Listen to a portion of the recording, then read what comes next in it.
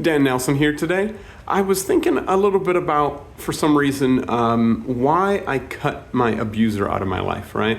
I was talking with one of my friends, and they kind of thought it was crazy that I haven't talked to my mom in 15 years.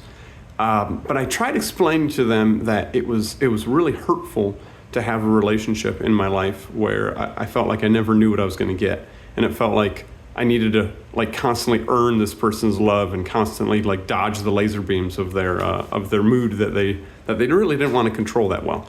And so I tried explaining that once I cut my abuser out of my life, that my life got so much better.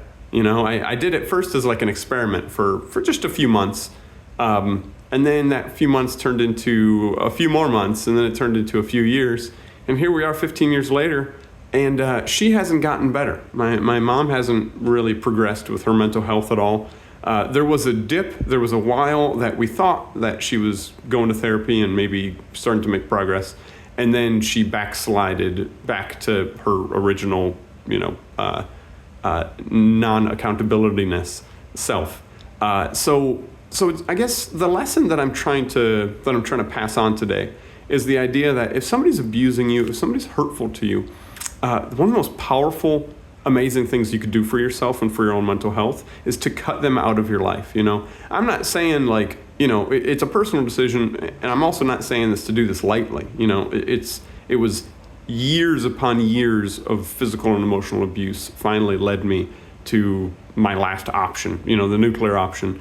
And that was, that's all that I could really do. So what I would suggest is just, maybe try to either understand people that have cut other people out of their life, or, also just think about in your own life, is there somebody that's hurting you? Is there, and it could be a relationship, personal, deep interpersonal relationship like a parent. It could also just be a coworker, or it could be a boyfriend, or it could be, a bad boss. Then you just need to get a new job.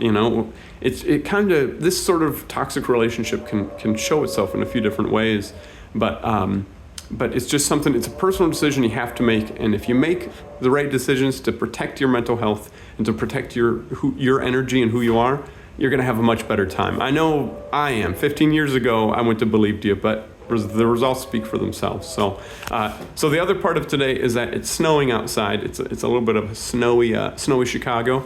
I thought some people definitely enjoy my locations here in my videos. So hope you have a great day. Hope this is helpful. Hope this is useful. Love you tons. Be safe. Bye, and don't die.